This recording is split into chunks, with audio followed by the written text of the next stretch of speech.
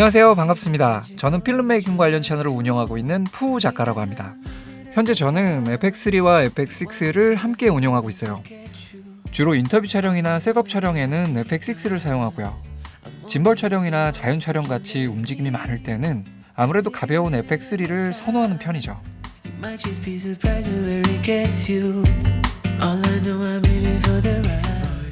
이런 저에게 소니에서 FX9 리뷰를 부탁하셨어요.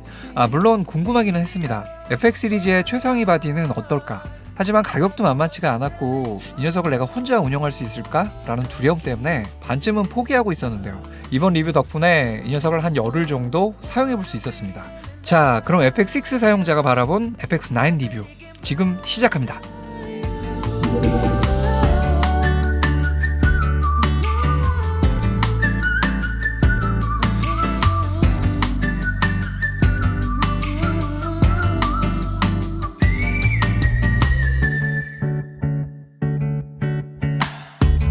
Called me early morning, it was a bagel.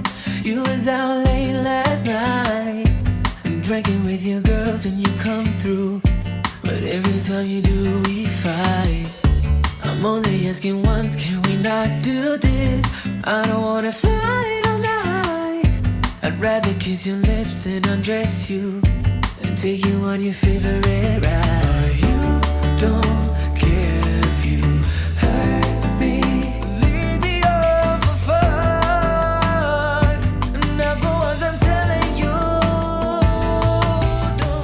자, 이제 다 꺼냈고요. 이제 조립을 한번 해볼게요. 굉장히 간단합니다. 뷰파인더하고 핸드그립 이렇게 3개만 연결을 해주면 돼요. 탑 핸들은 처음 들어있을 때부터 조립되어 있기 때문에 따로 건드리실 필요 없고요. 자, 뷰파인더부터 한번 연결을 해볼게요. 자, 여기 보시면 구멍이 있죠. 네, 요 뷰파인더의 긴 요 로드를 요 구멍 안으로 그냥 넣어주시면 됩니다. 그리고 밑에 좀 조여주세요. 여기 보시면 VF라고 되어 있죠. 네, 이쪽으로 뷰파인더 커넥터를 연결하는 곳인데요. 네, 이 녀석을 이렇게 연결하시고 덜렁거리지 않도록 이렇게 선 고정시켜 주시면 뷰파인더 연결이 끝났습니다. 자, 그 다음은 핸드그립을 연결을 해보겠습니다. 네, 측면 보시면 여기 마치 알이 로제트 같이 생긴 연결 부위가 있죠. 네, 이쪽으로 돌려서 연결해 주시면 돼요. 네, 이렇게 연결을 해주시고, 자, 마지막으로 여기 멀티라고 되어 있죠. 네, 이쪽으로 핸드그립 커넥터를 연결을 해주면 되는데요. 이렇게 열어주시고 이렇게 꽂아주시고 고정해주시면 끝입니다. 그리고 이 핸드그립은 길이를 조정할 수 있는데요. 네, 중간에 있는 걸 이렇게 풀어주시면 네, 이렇게 늘려주실 수가 있어요. 사용하시는 포지션에 따라서 가슴이나 어깨 쪽으로 바디를 거치하시고 이렇게 핸드그립을 잡아주시면 굉장히 안정적인 자세로 촬영을 할 수가 있습니다. 자, 근데 문제가 하나가 있죠. 네, 촬영을 하다가 잠깐 쉬려고 그러면 이렇게 거치해 놓으려고 그러면 이렇게 옆쪽으로 쓰러지죠. 네, 요럴 때는 요걸 이렇게 풀어 주셔가지고 반대쪽으로 돌려주세요. 이렇게 끝까지 돌려주시고 다시 잠궈주세요. 네, 이런 식으로 거꾸로 접어두시고 올려주시면 됩니다. 자, 마지막은 배터리인데요. 네, 함께 동봉된 U35 요 배터리가 너무 작아서 네, 제가 원래 가지고 있었던 U70을 한번 체결을 해볼게요. 자, 이 연결 부위가 아래쪽이 되도록 넣어주시고 네, 이렇게 눌러주시면 됩니다.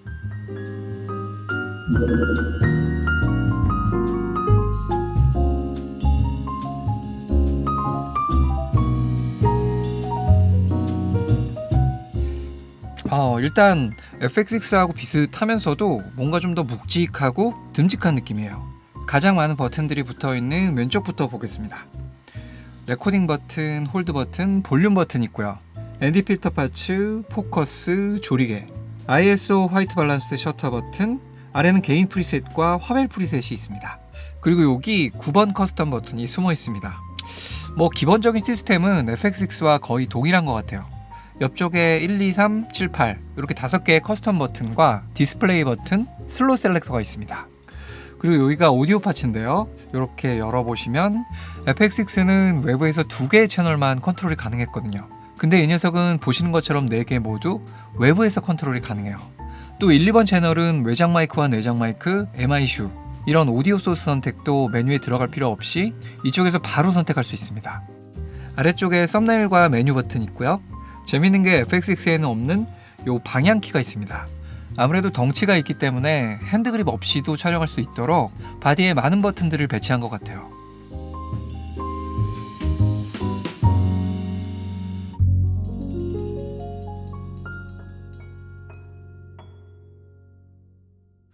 자, 정면에는 다용도 휠과 화벨셋 버튼이 있습니다.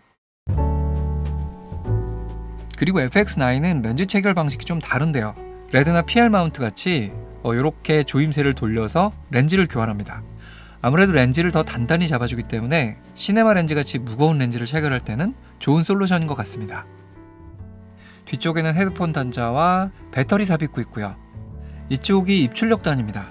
이 녀석은 2개의 SDI 아웃 단자와 타임코드 인아웃 단자, 맨 아래 HDMI 단자까지 상당히 다양한 입출력을 지원합니다. 자, 우측에는 앞서 보여드린 것처럼 뷰파인더와 핸드그립을 연결할 수 있는 단자들이 있고요. 앞쪽에 XLR 마이크를 연결할 수 있는 2개의 오디오 인풋이 있습니다. 외부 인풋 소스에 따라서 라인 마이크, 48V 전원 마이크 중에 고르실 수 있습니다. 자, 위쪽 탑 핸들 보죠. 굉장히 심플하죠? 대부분의 버튼이 바디에 있기 때문에 탑 핸들에는 레코딩 버튼과 줌 레버, 디지털 마이크와 연결할 수 있는 MI 슈 단자만 자리하고 있습니다. 그리고 마지막은 핸드그립입니다. 이 녀석은 FX6하고 완전히 똑같네요. 4번, 5번, 6번 3개의 커스텀 버튼이 있고요. 멀티 셀렉터와 레코딩 버튼, 그리고 앞쪽에는 휠이 있습니다. 가장 눈에 띄는 큼지막한 줌 레버 있고요. 마지막으로 이 버튼은 그립을 회전시킬 수 있는 클립 버튼입니다. 너와 나 우리의 여름밤 FX9은 풀프레임 6K 센서를 품고 있습니다. 때문에 6K 오버 샘플링 기술을 통해서 기존 4K 센서들과는 다른 질감을 보여줍니다. 이게 단순히 샤프한 느낌이 아니라 부드러우면서도 디테일들은 전부 살아있어요.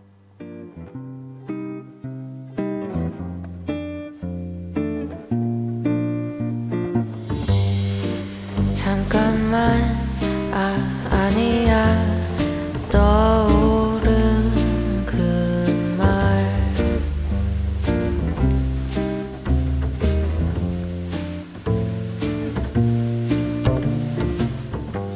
FX9을 쓰시는 감독님들께 제가 이 녀석 너무 무겁지 않아요? 라고 물어보면 다들 똑같은 말씀을 하세요.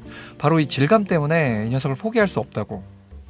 짧은 기간이긴 했지만 이 녀석으로 촬영한 푸티지를 보면서 왜 그런 말씀들을 하셨는지 저도 어느 정도는 이해가 됐습니다. 또 시네AI 모드에서 표현되는 15 플러스 탑의 다이나믹 렌즈는 업계 표준으로 자리 잡은 S로그만의 장점입니다. 422 10비트 내장 레코딩을 지원하고요. 저조도 촬영을 위한 듀얼 베이스 게인도 물론 가지고 있습니다. 또 FX 시네마 라인의 자랑인 내장 ND 필터는 4분의 1부터 128분의 1까지 세세한 컨트롤이 가능합니다. 밝은 야외에서 외장 ND 필터 없이 얕은 심도를 유지할 수 있다는 점이 촬영자에게 큰 자유도를 줍니다. FX9 하면 딱 떠오르는 감독님이 한 분 계시죠. 바로 소니 세미나 메인 강사로 활약 중이신 박인수 감독님이신데요. 오랫동안 이 녀석을 사용하면서 어떤 느낌이셨는지 간단한 인터뷰를 진행해봤습니다.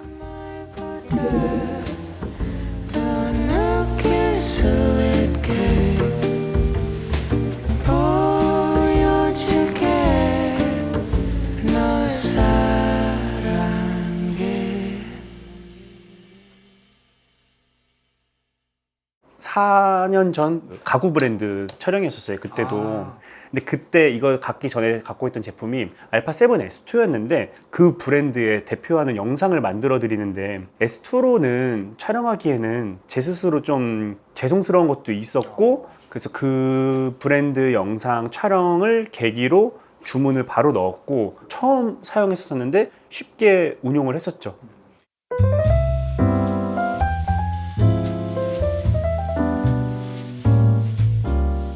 사실 얘가 나오기 전에 제일 먼저 나왔잖아요. 네. 제일 맏형인데 제일 맏형으로 ND가 최초로 달린 거잖아요. 네, 전자식 ND 필터가 네. 있는 거죠. 저같이 이제 어떻게 보면 1인 촬영자 입장에서는 전자식 ND 필터가 그 렌즈 교환식 카메라에서 있는 게 되게 반가웠던 사실이었고 너무 편안했었고, 일단 처음에 푸티지를 찍었을 때 전 좀 놀랐던 게 와 이거는 완전 광고 때깔인데 딱 보자마자 이게 무슨 차이인지 모르겠는데 그 S2와 이거의 차이는 너무나도 심하게 극명하게 있었죠. 편집에 있어서도 자율도가 훨씬 높아졌던 거예요. 그때 그걸 느끼면서 확실히 FX9이 값을 하는구나 라는 건 그때 많이 느꼈죠.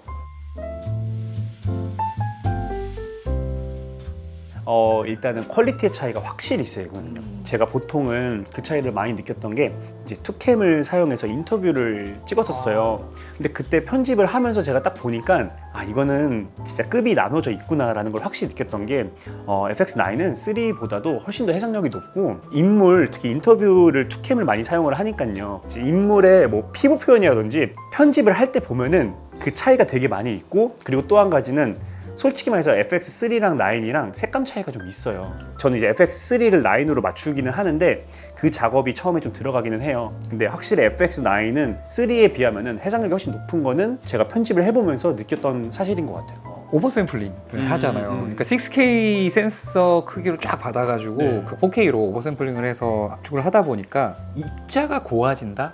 아주 고운 입자감이 있는 것 같더라고요. 충분히 해요. 특히 여기다 짐벌까지 얹혀서 했었거든요. 사실 이거를 잘 운용하기 위해서 힘을 키운 것도 진짜 없지 않아 있어요. 그거는 처음 했었을 때는 와 너무 힘든 거예요. 이게 그게 이제 한두 번이었지 몇 번 이제 하다 보니까 사실 적응이 됐던 것도 없지 않아 있어요. 또 소니의 GM 렌즈들이 사실 AF도 너무 잘 잡고 제가 생각했던 그 샷들을 다 연출을 할 수 있게끔 도와줬던 게 있어가지고, 특히 얼마 전에 또 펌웨어 업데이트가 되면서 터치 스크린으로 포커스 이동까지도 가능하니까 실시간 트래킹 AF가 터치로 이제 막 되죠. 그니까요. 그것까지 되니까 이제 혼자서 운용할 수 있기에 진짜 최고이지 않나? 그 감독님 말씀을 좀 정리를 해보자면, 물론 이제 무게감이 좀 있고 그다음에 사용하기 위해선 조금 더 큰 짐벌이나 아니면 뭐 이지리그나 이런 걸 사용을 해야 하지만 맞아요. 확실히 센서에서 뿜어내는 결과물이 좋기 때문에 좀 몸은 힘들더라도 더 좋은 결과물을 위해서 사용한다, 이렇게 생각하면 되겠네요. 네, 정확합니다. 글쎄요. FX9이 저는 어떻게 보면은 너무 장난감처럼 다루는 게 좀 없지 않아 있어요. 진짜 편안하게 일상적인 곳에서도 그냥 편하게 되게 찍고 할 수 있는 그런 되게 친근한 제품이거든요. 이 제품을 조금만 알면은 진짜 우리 조그만 미러리스 다루는 것처럼 재미있지만 정말 강력한 힘을 가진 제품이라고 생각이 돼요. 본인이 진짜 이렇게 진지하게 영상을 하고 계신다면은 FX9을 실제로 구매를 하셔서 사용하는 것도 되게 추천을 드리고 싶고, 다방면으로 활용도도 높은 카메라이기 때문에 좋지 않을까 싶습니다. 네.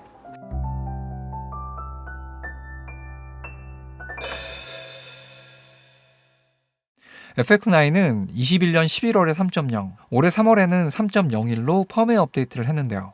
어떤 것들이 업데이트 됐는지 체크해 보도록 하겠습니다.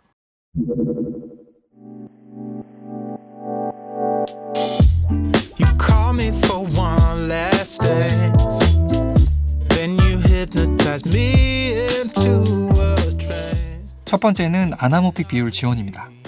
저희들이 아나모픽 렌즈로 촬영한 소스를 16:9 화면에서 보면 위아래로 길쭉하게 늘어난 형태가 되는데요. 이전에는 이걸 제대로 보려면 이 비율을 지원하는 외장 모니터가 필요했어요. 하지만 이제 LCD를 통해서도 제대로 된 소스를 볼 수 있도록 1.3 또는 2.0 비율로 아나모픽 렌즈를 지원합니다. 또 뷰파인더뿐만 아니라 외부 모니터로도 이 비율이 출력되기 때문에 자체적으로 아나모픽 비율을 지원하지 않는 모니터에서도 정리된 비율로 모니터링이 가능합니다. 두 번째는 실시간 터치 트래킹 AF 기능입니다. 원하는 곳에 LCD를 터치하면 프레임이 생기면서 피사체를 트래킹하는 기능입니다. I'm left here without a clue, but I'm looking up and forward. Nobody can take away what I've learned. How to be brave when there's no return. Oh yeah, I feel like there's something new.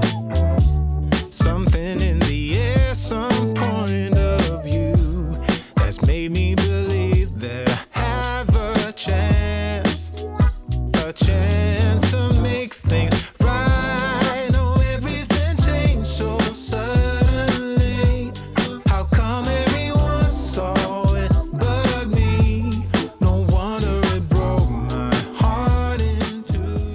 세 번째는 B4 렌즈의 지원입니다. B4 렌즈는 방송에서 많이 사용되는 2인치 카메라용 렌즈인데요. 비록 3분의 2인치 포맷이지만 유수한 제작사들이 만든 고급 렌즈들이 많습니다. FX9의 경우 풀프레임 포맷이기 때문에 B4 렌즈들과 바로 연결할 수가 없었죠. 하지만 이번 업데이트를 통해 S16 스캐닝 모드가 추가되었습니다.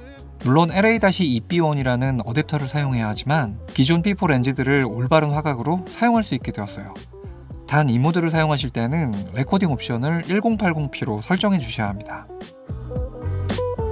마지막은 이더넷을 통한 S700 프로토콜 지원입니다. 랜선을 통해서 FX9을 원격으로 제어하는 기능인데요. 조리개 ND, 화이트 밸런스 게인 등을 리모트를 통해 조정할 수 있습니다. 이 기능은 1인 제작자보다는 방송국이나 대규모 스튜디오에서 환영할 만한 기능입니다. 다수의 패널들이 나오는 스튜디오 촬영은 아무래도 여러 대의 카메라가 필요한데요. 이 기능을 활용하면 여러 대의 카메라를 중앙에서 한꺼번에 조정할 수 있습니다. Nobody can take away what I've learned. How to be brave when there's no return. Oh yeah. 짧은 기간의 사용이었지만 꽤 인상적인 경험이었습니다. FX6와 거의 동일한 시스템을 가지면서도 화질에서는 확실히 맏형다운 결과물을 보여줬어요. 6K 오버샘플링된 4K 데이터는 개인적으로는 한 수 위의 화질로 보였습니다. 또 여유있는 입출력단과 뷰파인더 등도 마음에 들었지만 1인이 운용하기에는 다소 무겁고 큰 덩치가 조금 아쉽긴 했습니다.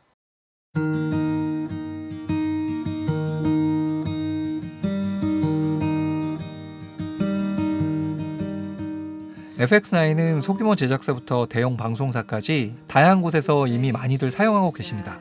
열흘간 이 녀석을 사용해보면서 차후 소니 시네마 라인이 어떤 방향으로 발전할지 상당히 궁금해지네요. 자, 오늘은 FX 시리즈의 맏형 FX9을 리뷰해봤습니다. 지금까지 푸우 작가였고요. 저는 이만 물러가도록 하겠습니다. 푸우 작가 물러갑니다. 푸바!